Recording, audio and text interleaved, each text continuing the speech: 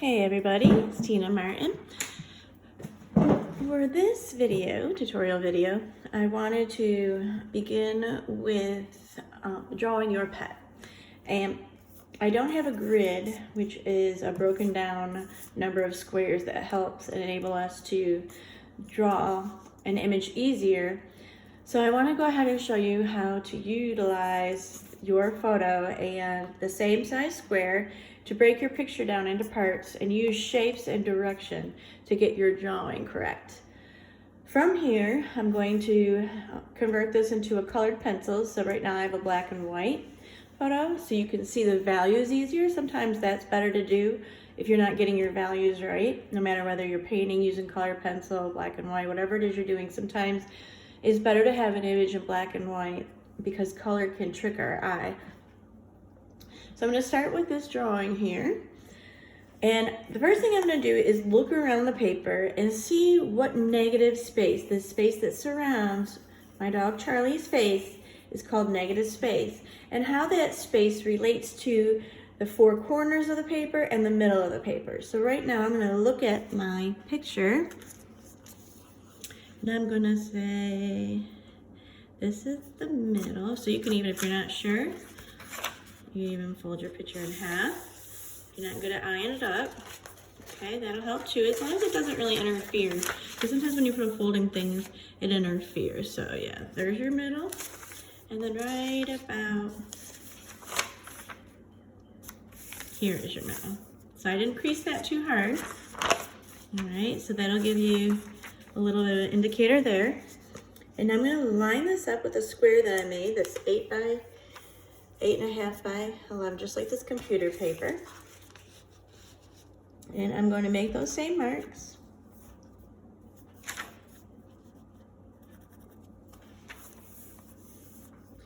So I know where the middle of the paper is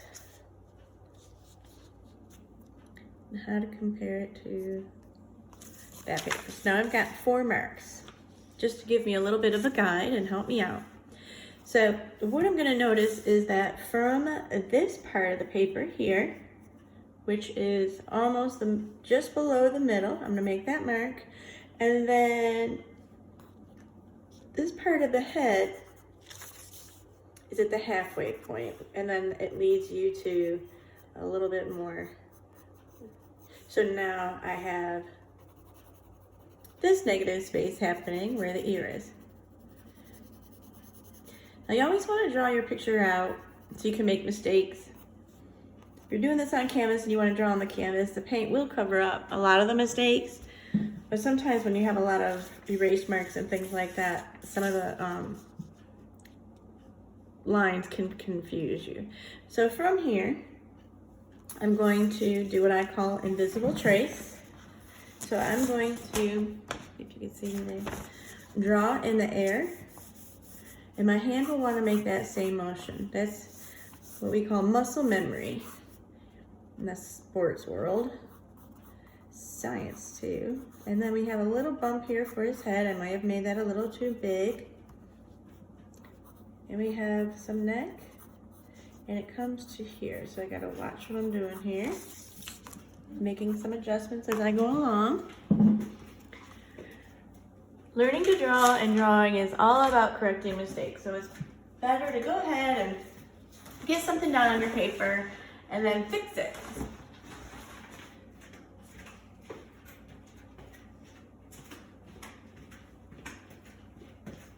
Okay.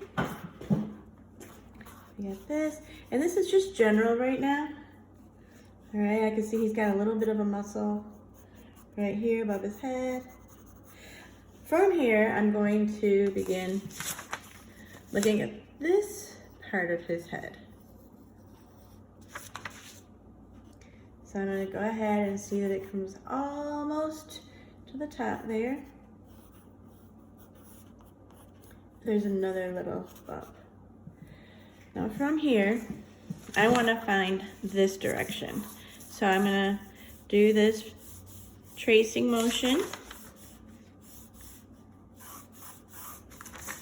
All right, I'm gonna compare this with this. Something else you can do when trying to find an angle is something called clocking. Clocking is where you take your pencil and or a straight edge, and you find that angle. Once you find that angle, go ahead and duplicate it or check it here, and I have that angle correct. Now what I want to do is decide where this part of his face is and compare it to this negative space. Now all these things that I'm looking at could be wrong. When we look at a dog or an animal with a long nose, we tend to want to make that nose long, even if the animal is looking at us. And when the animal is looking at us, this part of the nose is actually a lot shorter than you think. That's called foreshortening. So what I'm going to do here is I'm going to see how long his face is from here to here and there to there. And I'm going to compare them. So his face is from there to there. His nose is just that much longer. So now I'm going to guess where I think his nose ends here. I'm going to measure it, and that's about the same. All right, so I'd take the taller one. All right, it's about that much longer.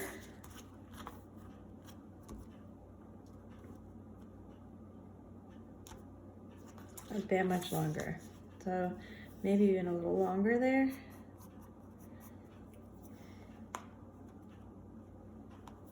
Yeah, that's probably more.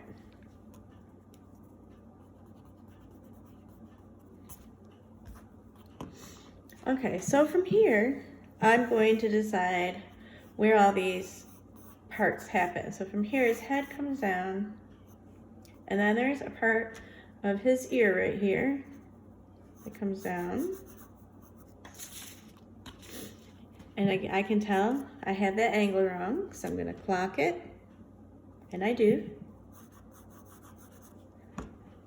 I always say if something looks wrong, it probably is. So check it with your clocking.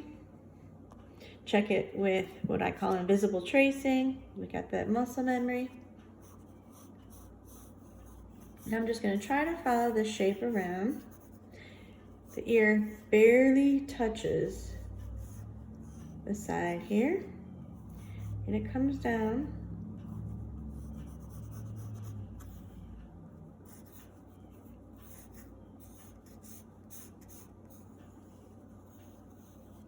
And then there's an inner part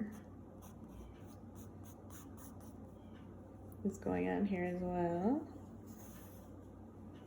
I think this part probably comes out a little bit more. And we got that part of the fur.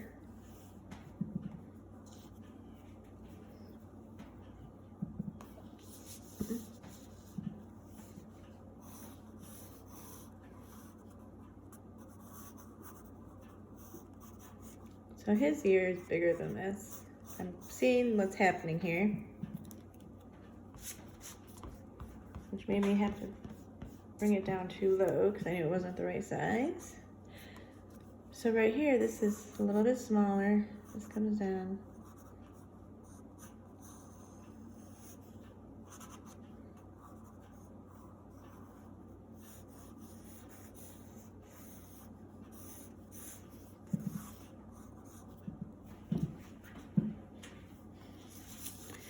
Okay, now we got this little shadow here, which makes up this area around bone structure around his face. This part right here is going to help us out too. I'm going to draw this little area here so I know that it's a little darker right there. And right here, where his nose is happening, I'm going to go ahead and make this mark that goes down. Try to establish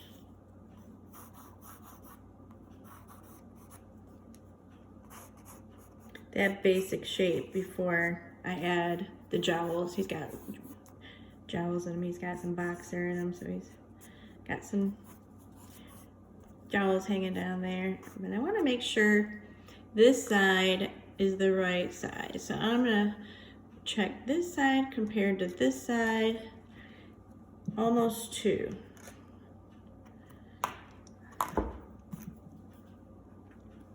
I can see it's a little bit smaller than I had it.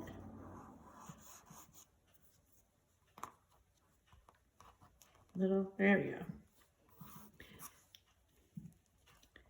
So what's happening is his face is turned and he's got a little bit of a tilt. That really cute look he's got on his face.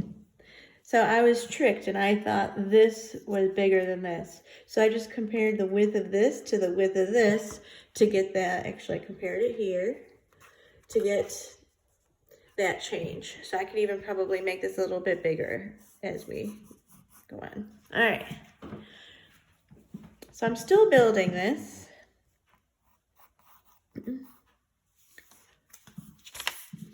So I want to know what happens from here to here.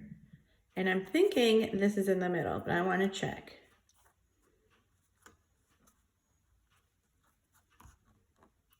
It's a little bit higher than the middle. So if this right here is the middle, say his nose is big, no, probably right here.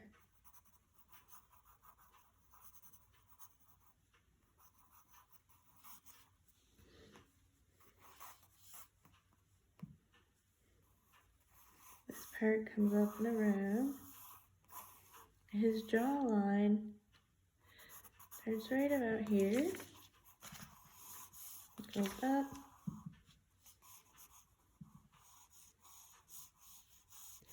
And over towards this. Probably not quite as square as I had it. And then his ear here, it really touches the edge and comes down.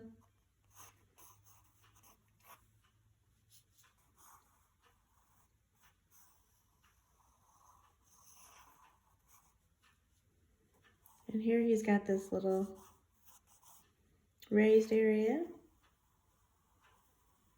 that we can hone in on after.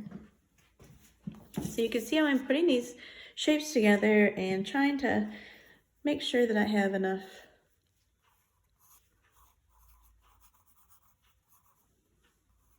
I have to look at his photo because his nose sort of disappears there. He's got 2 sides. He's got a lighter area.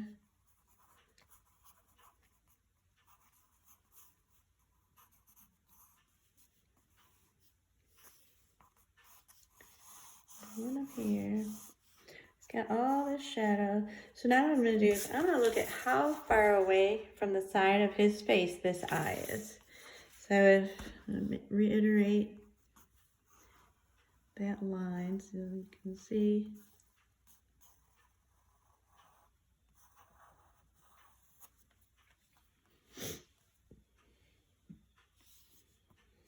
And here is this part of his nose. And the eye is in this area here. This is his little brow bone. Just like people, dogs have a brow bone. So I'm thinking this brow bone was supposed to be a little lower.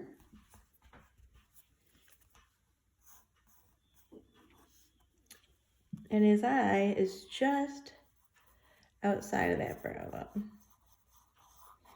And like people, dogs have eyelids. So I've got 2 little lines going there, and it's really not that obvious on dogs, but they do have eyelids. They do close their eyes. A dog's eyes got a little bit more of a round area to it. And this part of his face is sort of covering up his eye a little bit. And this is rounder.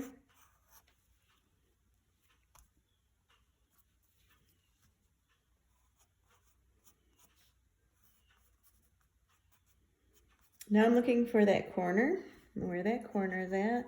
I can see it's right here. That part of his eye passes through, just like us. See the white of his eye? It goes up into here.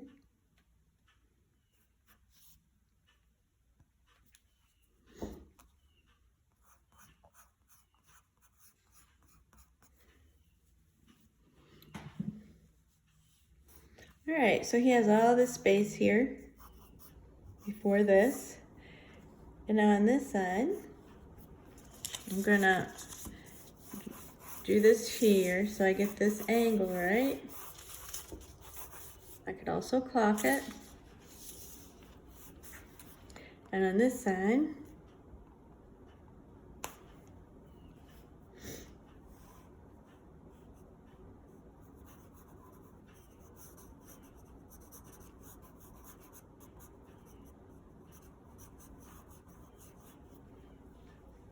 I'm looking at this eye and I want this to go up a little bit more. He's got like a real alert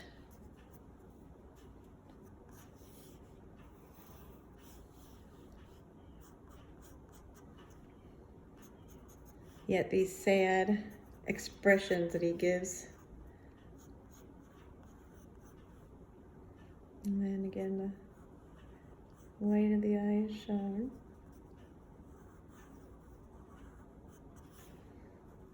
And up around.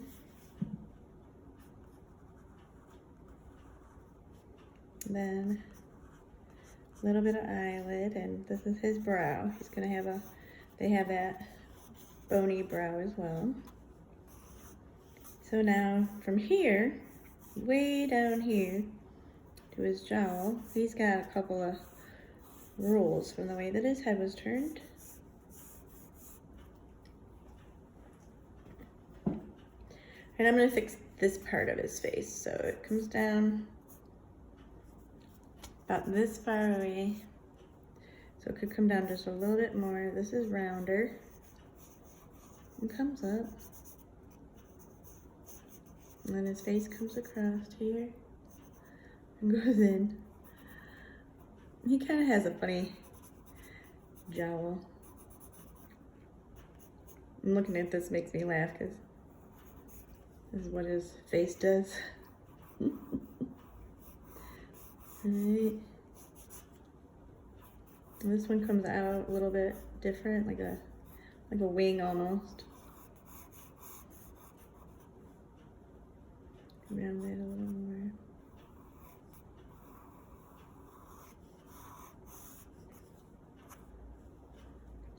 Now this part of the nose I'm noticing comes across and then down and then down.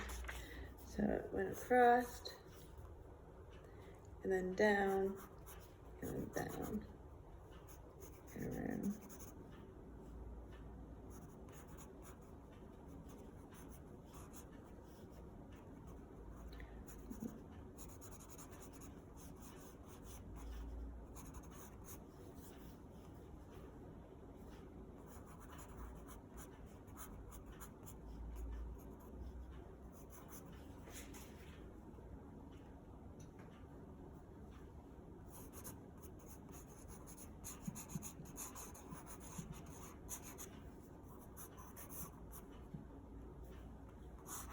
I'm gonna look around here and see what could be happening. I'm seeing this part of his face needs to come down more.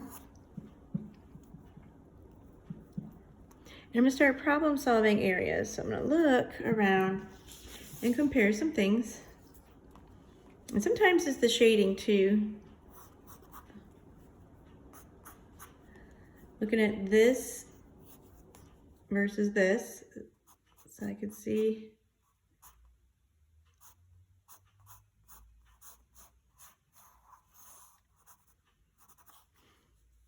and how far down the ear comes. So I'm thinking that comes down a little further. And that continues up into the face.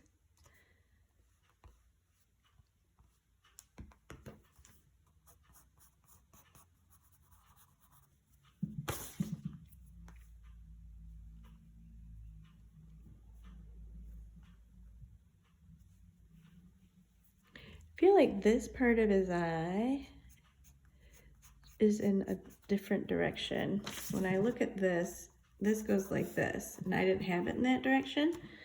So I'm gonna go in, I'm gonna look at that. So as you can see, drawing takes patience if you're gonna do it freehand until you get really used to something. And usually if you draw a lot of something, I don't draw a lot of dogs. I have drawn dogs.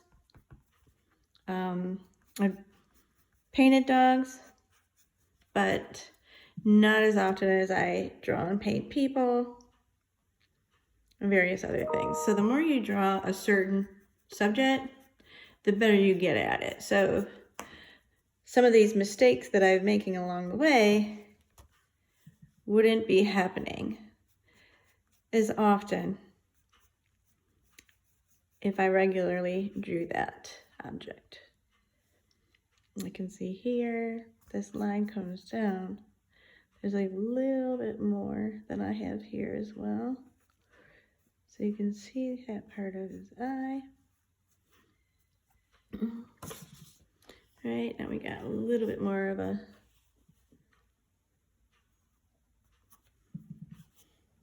Charlie expression. All right, so it's a funny looking pose because he is looking up at the camera, but that's basically the breakdown of the drawing part of this.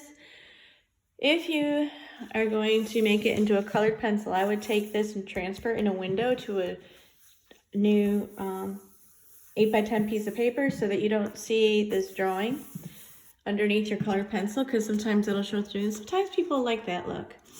If you are using a canvas, I would cut this out with scissors, or if you have it on 8x10 paper already, that's fine. And I would put it in behind your canvas and put it in your window, and you should be able to use that as a light box. So if the drawing is underneath, you put it inside here, and you put that up to a window, and you can actually see the image really, really well.